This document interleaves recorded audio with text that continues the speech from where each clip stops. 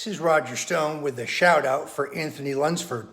I've heard about your new book about 9 boys deciding to play basketball as girls in the girls' league. That's a real switch. It's called Transgender Hoops, Identify as Female. Humorous story, I think. Probably will sell out on Amazon. Will it go to Netflix soon? Will plead not guilty to these charges. I will defeat them in court. I believe this is a politically motivated investigation. I am troubled by the political motivations of the prosecutors. And as I have said previously, there is no circumstance whatsoever under which I will bear false witness against the president, nor will I make up lies to ease the pressure on myself. I look forward to being fully and completely vindicated.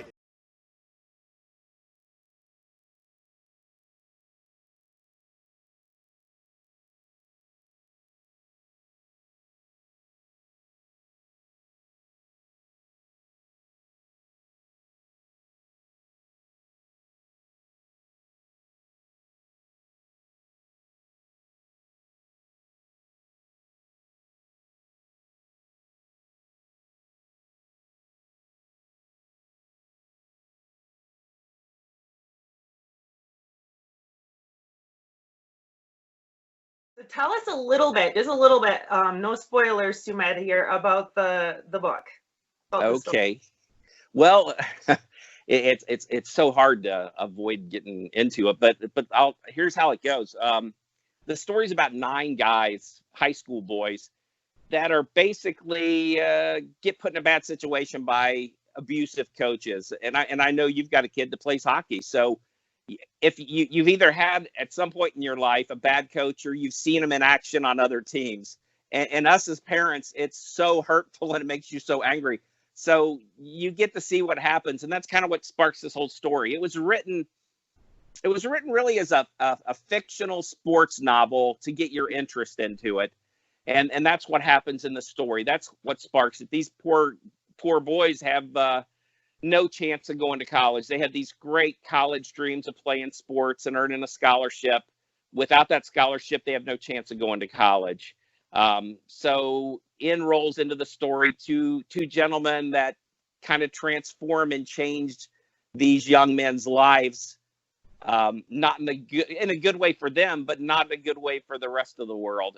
And what happens is they find a loophole in the system. And we all know what that loophole is. It's that blind political correctness that enables you to, in 1 second, be able to say, I choose to identify as a female, and now I'm allowed to play in women's sports. I'm allowed to play against girls the next day without taking any hormones, without doing any kind of surgeries, without seeing anyone. You just selectively do it. And that's what sparks the story. These 9 boys have an event that pulls them together from 4 different high schools here in Cincinnati.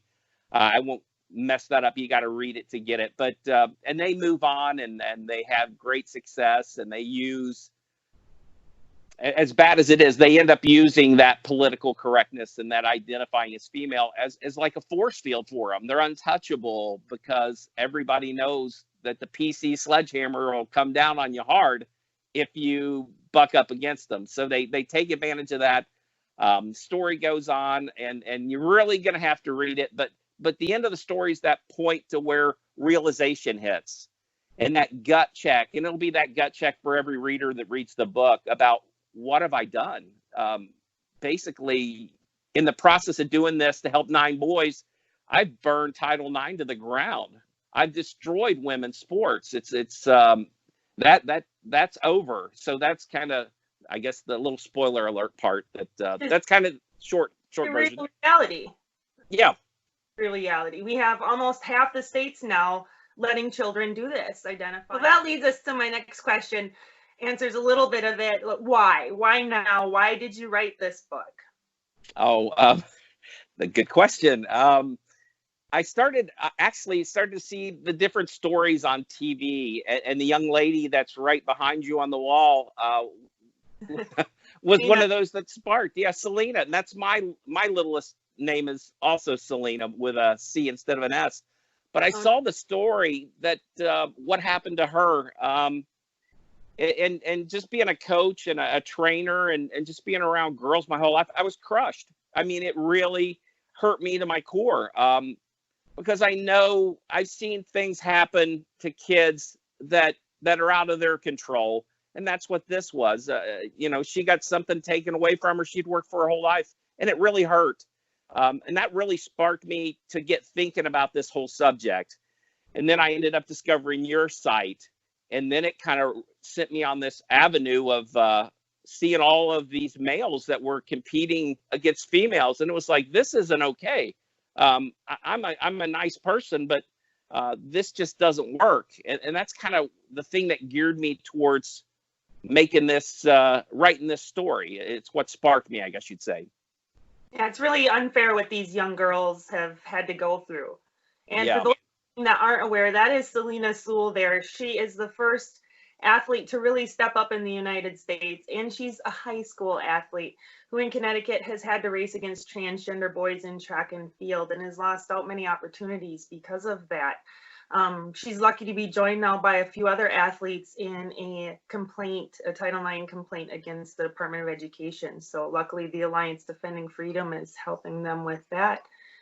And thankfully we have people like you helping us raise awareness of it.